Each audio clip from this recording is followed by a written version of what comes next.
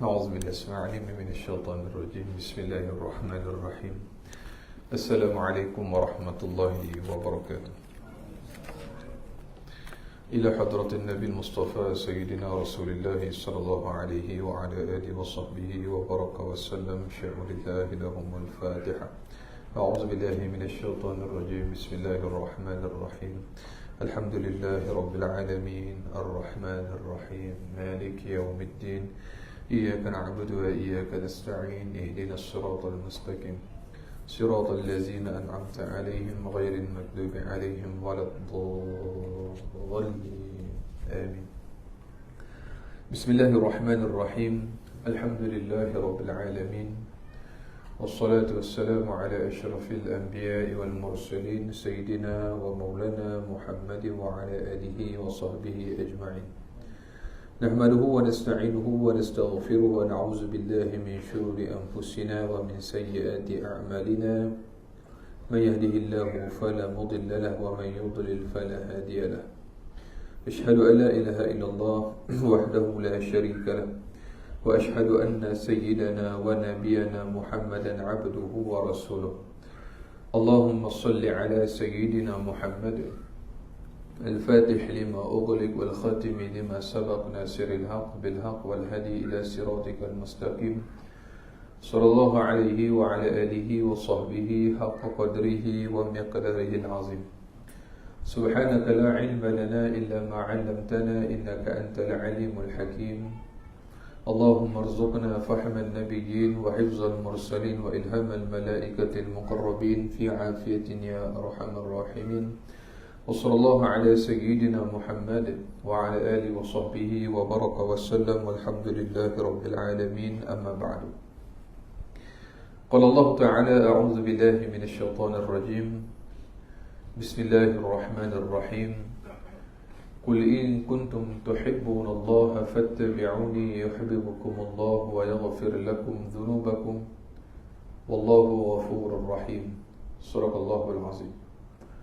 Allah Subhanahu wa ta'ala berfirman, katakanlah wahai Muhammad, jika benar kamu cinta kepada Allah, fattabi'uni, maka ikutlah aku, yakni Nabi Muhammad sallallahu alaihi wasallam.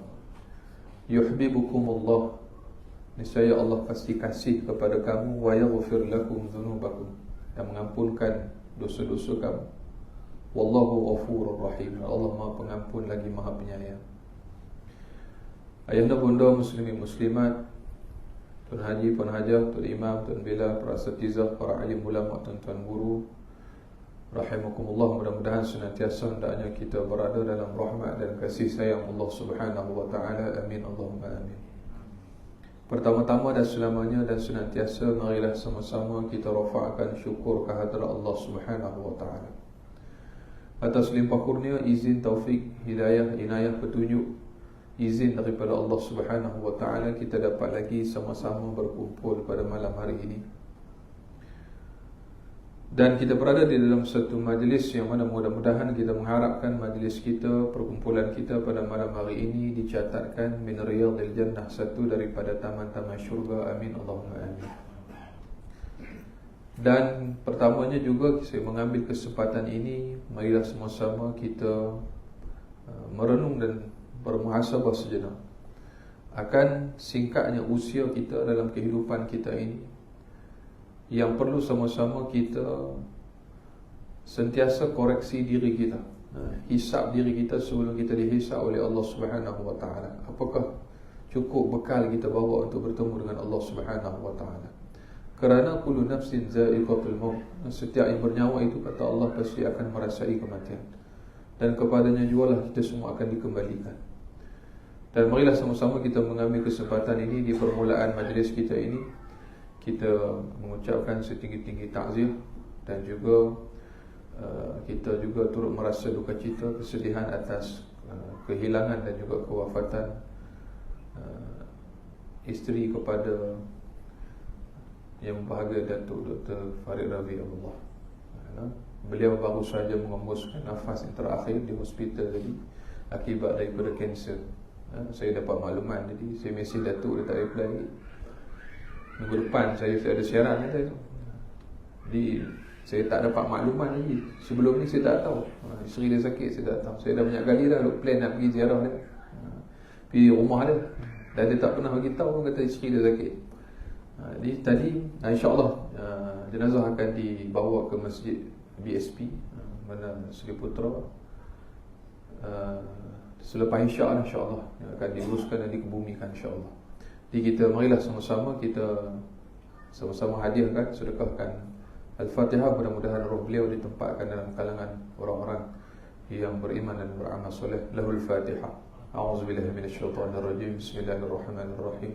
Alhamdulillahirabbil alamin. Arrahmanir rahim. Maliki yaumiddin. Iyyaka na'budu wa iyyaka nasta'in. Ihdinas siratal mustaqim. Siratal ladzina an'amta 'alaihim ghairil maghdubi 'alaihim waladdallin. Amin. Dan inilah kehidupan ibu-ibu sekalian. Sedangkan kelapa tua lagi kan gugur, apatah lagi kelapa yang muda. Seperti pepatah menyebutkan. Yang mana kematian itu dia tidak mengenal usia, dan tidak syarat sakit untuk seseorang itu meninggal, dan tidak syarat seseorang itu berada di tempat yang selamat. Di tempat yang tak selamat ke kalau dah sampai ajal, barang yang tidak boleh dipercepatkan dan dilambatkan walau sesaat. Itulah kematian. Maka sebab itu Allah sallallahu alaihi wasallam Muhammad, kita perlu sama-sama muhasabah diri kita. Yang mana Nabi sebut umur umat aku ini baina 60 wa 70, antara 60 tahun dan 70 tahun. Itu lingkungan usia umat Nabi Muhammad sallallahu alaihi wasallam. Kalau lebih tu bonus. Jadi maka sebab itulah menyedari akan hakikat usia kita yang pendek ini.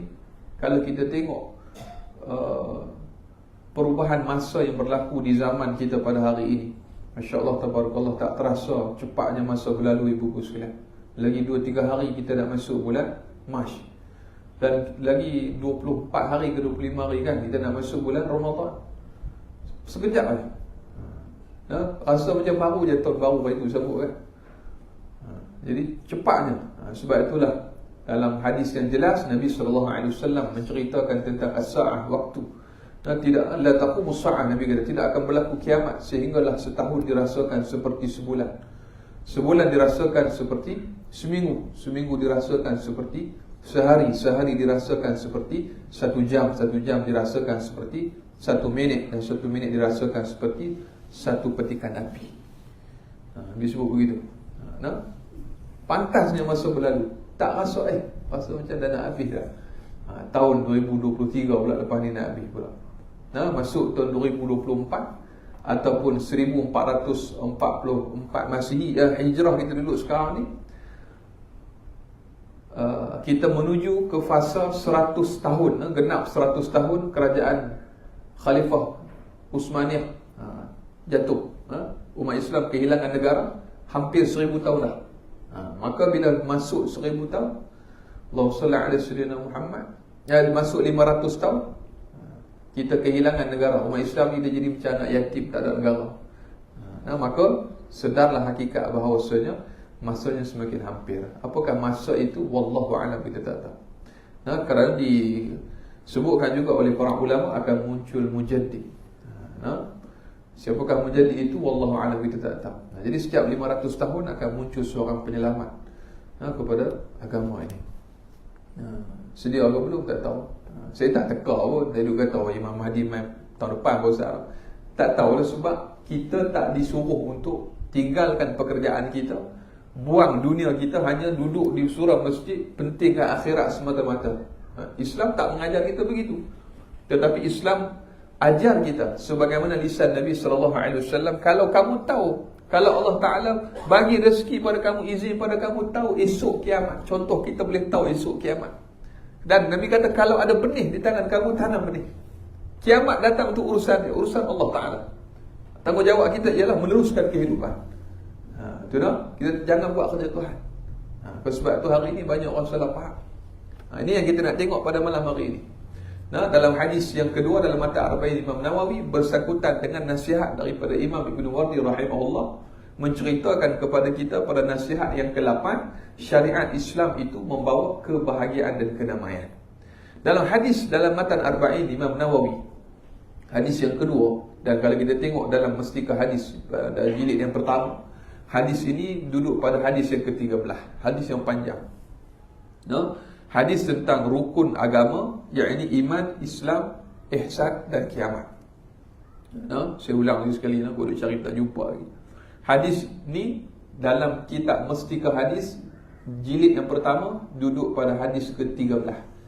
Biasa kita belajar Mustikah Hadis ni di alam Melayu ni famous. Dan kalau dalam hadis 40 Imam Nawawi duduk pada nombor 2. Hadis nombor 2. Panjang kita nak baca oleh alam ni. Sebelum itu kita tengok dulu syair daripada Imam Ibn Wardi rahimahullah. Kita dah pun bacakan pada bulan yang lalu. Kita sambung pada malam hari ini. Sebagaimana kata pengarang rahimahullah, hendaklah engkau membenarkan akan segala syariat yang dibawa oleh Rasulullah sallallahu alaihi wasallam. Yang ini yakin dengan sungguh-sungguh. Jangan rasa keraguan walau sedikit pun tentang syariat yang Rasulullah bawa. Dan janganlah sekali-kali engkau membenarkan atau terpedaya dengan tukang-tukang nujum atau pendusta itu. Siapakah pendusta yang cuba dimaksudkan oleh Imam Ibn Wardi rahimahullah? Iaitu pendakyah ajaran-ajaran yang cuba untuk menjauhkan kita daripada syariat Nabi Muhammad SAW. Banyak tak? Banyak. Nanti kita akan bicarakan siapakah golongan-golongan itu. Dan fikiran manusia sudah pasti tidak mampu memahami segala kekuasaan dan kebijaksanaan Allah Subhanahu wa taala yang menunjuki kita ke jalan yang lurus. Dan kata Imam Nawawi disambung, dia kata fikiran kita, akal kita yang cetek, lagi lemah dan fakir ini tak mampu untuk faham segala kekuasaan dan kebijaksanaan Allah yang menunjukkan kita ke jalan yang lurus. Sungguh tak? Sungguh. Kita ambil contoh, tak payah jauh. Baru 4-5 hari lepas cerita tentang Isra wal Mi'raj. Cukup. Betul tak? Perjalanan yang cukup agung yang dilalui oleh Nabi SAW, yang wajib diimani oleh setiap daripada umat Islam. Wajib tak percaya? Wajib. Sebagaimana Sayyidina Abu Bakar As-Siddiq radhiyallahu anhu datang, Abu Jahal kata, wahai Abu Bakar, kamu tak dengar cerita baru lah? Muhammad di tengah sibuk ni, orang mengerumuni dia dekat depan rumah dia. Sebab apa? Kerana dia ada menceritakan kepada seluruh orang Mekah ni yang dia baru balik dari perjalanan yang cukup jauh. Dari mana? Minal Masjidil Haram ila Masjidil Aqsa. Dari Masjidil Haram ke Masjidil Aqsa. Kemudian dia kata dia naik ke langit, naik satu langit, lapisan, sampai dia kata dia jumpa dengan Tuhan dia. Bukan nak cerita ada Tuhan duduk di langit, itu faham betul lah. Kerana apa? Kita tak boleh menyandarkan, meletakkan arah, jirim, jisim, tempat dan sebagainya, waktu, ruang dan sebagainya. Kerana laisa kamitslihi syai'un. Tapi ulama bahaslah, ada yang kata duduk Allahumma salli ala sayyidina Muhammad, bukan pi naik langit tu jumpa dengan Tuhan. Tak, kata Sayyidatina Aisyah menyebutkan Nabi SAW tidak bertemu dengan Allah Subhanahu wa taala, hanya menerima perintah solat. Itu pembahasan yang panjang lah. Sudah ada riwayat kata para ulama bahas dalam hadis tu menyebutkan Nabi nampak, tetapi tak boleh digambarkan bagaimana. Bukan nak beritahu Tuhan duduk di situ, tak boleh menyandarkan perkataan-perkataan seperti itu. Baik. Itu penting mengaji sebab 20 pergi duk faham, Ar-Rahman wa 'ala 'arsy istawa. Tuhan duduk bersila di atas arasy. Kacau itu tak? Tapi bersila tak macam makhluk. Ataupun Tuhan ada tangan. Kacau. Senang tu, tu yang dia lukis banyak apa kan? Sebab dia duduk bayang tu. Akal manusia tu tidak mampu untuk memahami. Kita ambil contoh masa perjalanan yang dari Masjidil Haram di Mekah menuju ke Masjidil Aqsa di Palestin. Jauh lurus sangat, jauh. Kalau orang Arab naik unta pun berbulan lamanya. Tetapi hanya lailam, Allah Ta'ala sebut, satu malam yang sangat cepat. Disebut oleh ulama bermula lepas Isyak sampai sebelum subuh Nabi dah balik. Allahumma salli ala sayyidina Muhammad. Disebut oleh Imam Qalyubi sebut. Betul? Baik. Dan dia tanya Abu Bakar As-Siddiq, Abu Jahal tanya, Abu Bakar percaya tak? Kata Abu Bakar As-Siddiq radhiyallahu anhu, apakah benar ini yang Muhammad cerita kepada kamu? Dia kata, ya, Muhammad cerita ini kepada aku tadi. Dan semua orang hidup di depan rumah dia. Kata Sayyidina Abu Bakar As-Siddiq radhiyallahu anhu, kalau demikian yang diceritakan oleh Nabi Muhammad sallallahu alaihi wasallam, lebih daripada tu atau jauh daripada tu pun aku percaya, dia kata.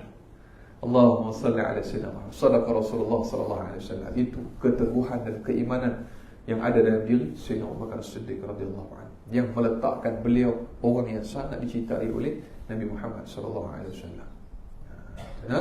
Baik. Panjanglah pada tuan-tuan tengok dalam kitab Kifayatul Muhtaj fil Isra wal Mi'raj, Syekh Daud Fatani rahimahullah taala sebut ketika di Sidratul Muntaha, Nabi sallallahu alaihi wasallam nampak ataupun dengar suara Sayyidina Abu Bakar As-Siddiq. Itu bab lain lah, kita cerita bab lain nanti. Nak buka kitab lah. Sebab apa dengar? Sebab nak meredakan ketakutan dan kebimbangan Nabi sallallahu alaihi wasallam. Sebab benda tempat tak pernah sampai. Cuba kita tak pernah pergi Australia, contoh. Tiba-tiba duduk sorang-sorang kat Australia. Nak cakap English tak erti. Nak cari makanan halal pun tak tahu. Tour guide pun tak kenal. Lagi seminggu baru flight balik. Duduk depan masjid sorang-sorang, orang sorang, tak layan kita. Tempat baru ni, gementar aku sekalian. Yang tahu yes, no, alright, okay, itu kan. Hal lain tak erti. Contoh lah, contoh kita boleh pergi Australia, contoh.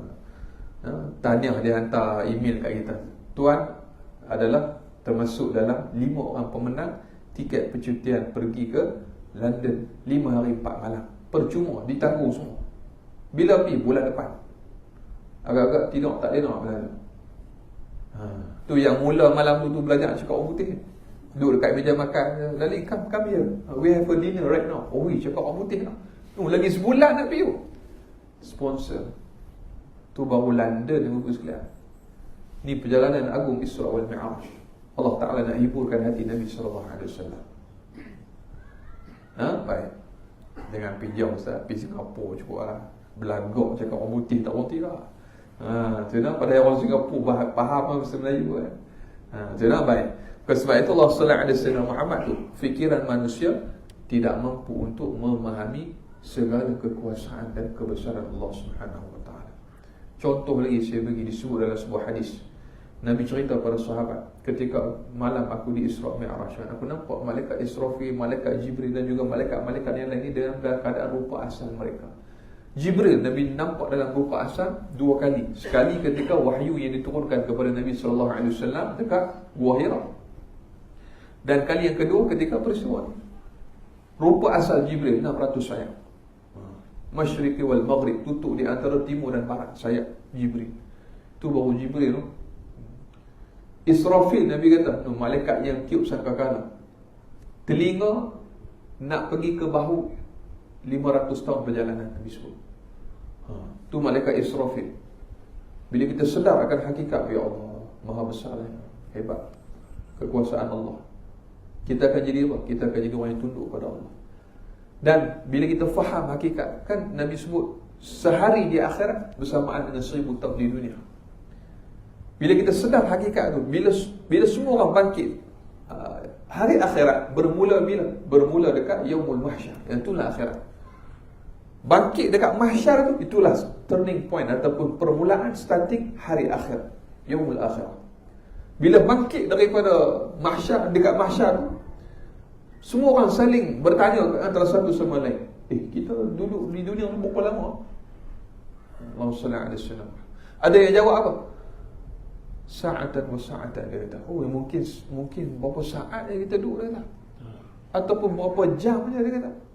Ataupun dia kata al-yawma ba'da yawm, dia kata. Mungkin sehari ke sehari setengah lah, dia kata. Itulah. Kerana mereka merasakan yang, ya Allah, lamanya dekat akhirat sebab 1000 tahun. Sama dengan dunia sehari. Allahumma salli alaihi wasallam. Disebut dalam hadis, siapa yang meninggalkan satu solat fardu, dia akan dimasukkan ke dalam neraka Allah Subhanahu wa taala bersamaan dengan 80,000 tahun. Satu solat fardu. Auzubillah min zalik. Darat tengok 80,000 tahun, darat dengan 1000 tahun dekat dunia. Sehari akhirat 1000 tahun dekat dunia. Cuba kali tengok. Sebab tu bukan nak ugut dah, tapi solat ni anugerah daripada Allah, hadiah yang besar yang Allah Ta'ala bagi pada kita. Syariat yang telah difardukan ke atas umat Islam, satu fardu sembahyang bersamaan dengan 10 kali ganda sembahyang fardu. Sebab asalnya 50. Allah Ta'ala kurangkan kepada umat Nabi Muhammad sallallahu alaihi wasallam menjadi 5 waktu. Panjang itu. Itu baru peristiwa Isra' wal Mi'raj. Ini baru kita nak masuk hadis yang panjang ini. Jadi kata Fadilatul Syekh Fahmi Zamzam rahimahullah, Allah Ta'ala dengan kasih sayangnya kepada kita telah menurunkan syariat Islam seperti yang dibawa oleh baginda Rasulullah sallallahu alaihi wasallam.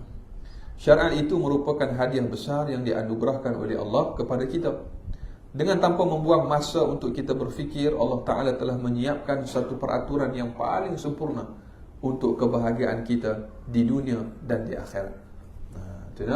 Jadi kata Fadilatul Syekh Fahmi Zamzam, berdasarkan daripada syair Imam Ibn Wardi, kita kena rasa bersyukur, kita kena rasa kasih, kita kena rasa sayang kepada Islam ini, kerana dia adalah syariat yang disebutkan agama yang syumul.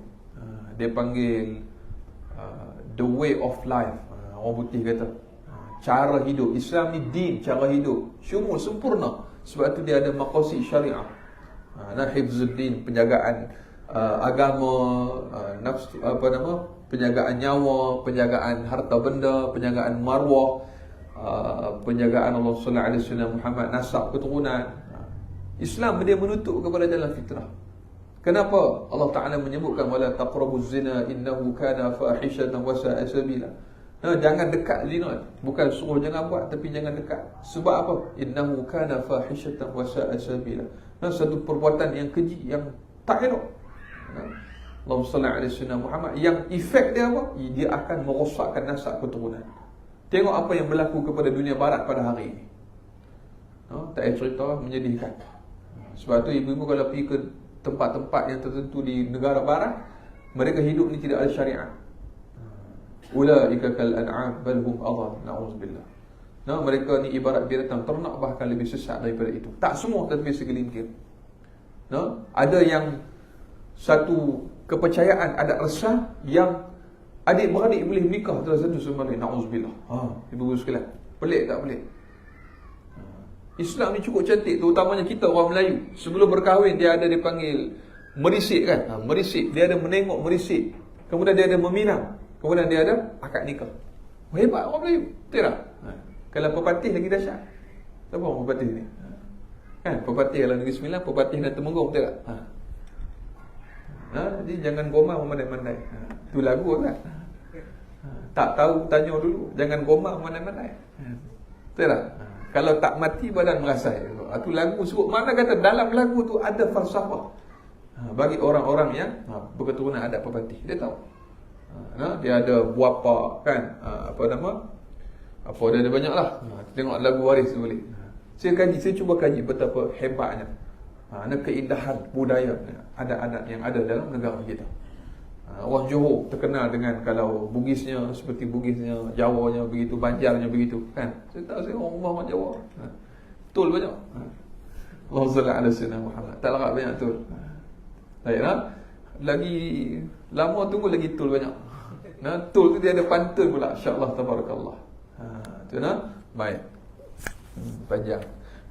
Jadi Islam datang, dia tidak memansuhkan semua adat-adat syariat, perbuatan-perbuatan kepercayaan tertentu selama mana tidak melanggar kepada syarak.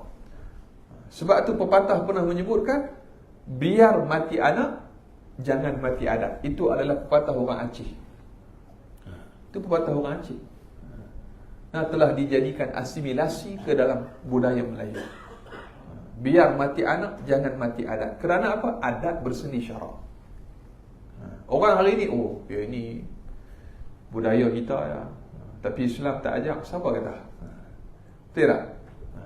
Sebab tu orang yang dia tak kenal dia punya asal usul, maka dia akan menjadi orang yang menghina kepada datuk nenek moyang dia. Itu baik. Sebab itu Allah sallallahu alaihi wasallam Muhammad contoh. Ada banyak-banyak lagi contoh-contoh yang lain antaranya falsafah pada seni mempertahankan diri silat. Ada di sana beberapa kaedah-kaedah ataupun falsafah yang mendidik seseorang itu untuk berdisiplin berdasarkan daripada falsafah yang ada dalam solat. Contoh qiyamnya. Kan kita orang silat kan dia ada qiyam. Betul tak? Kemudian baru dia buka bunga dia. Dia tarik ke atas ni semua ada maksud yang tertentu. Saya tak berani lah buka langkah ni, surau ni. Kenapa tepuk paha? Kenapa tarik kaki ke belakang? Kenapa diduduk dalam keadaan memacapkan kaki sebelah? Dan akhirnya dia akan seperti seolah-olah menyembah kepada sesuatu. Walaupun ada unsur-unsur kepercayaan lama, tetapi telah dialihkan, disesuaikan dengan Islam.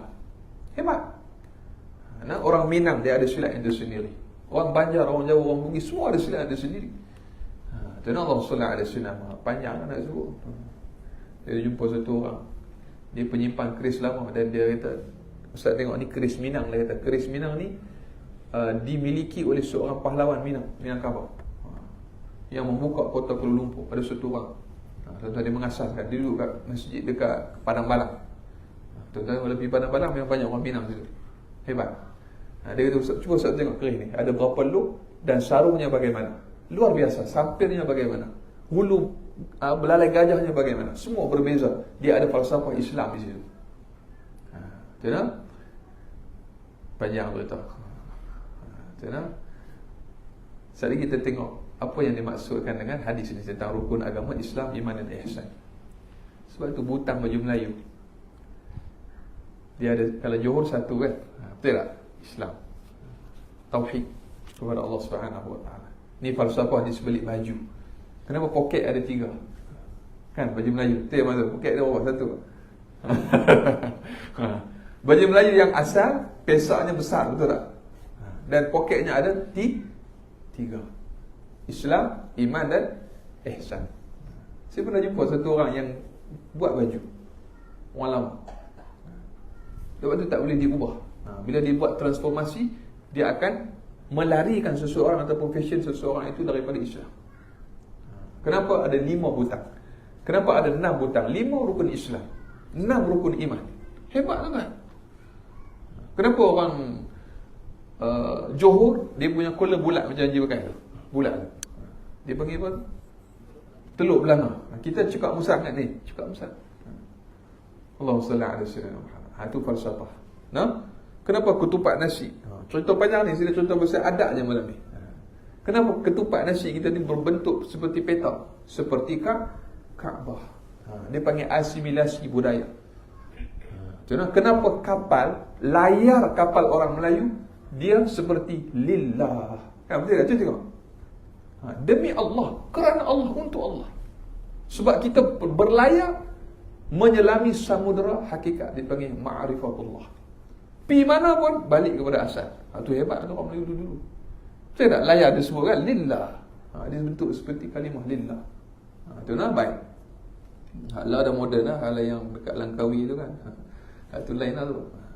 Baik, apa yang saya cuba sampaikan ialah banyak perkara ataupun banyak yang bersabit dengan adat kita, terutamanya orang Melayu Nusantara ini, tak kiralah Brunei ke, Singapura ke, Malaysia ke, Indonesia ke, Thailand ke dan sebagainya. Kita adalah serumpun dan pernah berkongsi satu dataran yang sama, yang luas, tuan-tuan. Berkongsi budaya yang sama, bahasa yang sama, makanan yang sama, apa pun banyak yang sama. Kerana apa? Kita adalah umat Nabi Muhammad sallallahu alaihi wasallam. Baik, saya berhenti takat itu dulu untuk kaitan budaya ataupun adat resam kita orang Melayu berkaitan dengan Islam. Kerana saya nak masuk hadis pula. Baik. Dalam hadis yang panjang, kalau tuan-tuan buka hadis yang kedua dalam mata Arba'in, hadis ni lah dipanggil sebagai sendi agama. Sebab dia mencakupi iman, Islam, ihsan dan kiamat. 4 benda. Pukul berapa tu Azad? 4 minit lagi. Tak sempat kita sambung ke depan.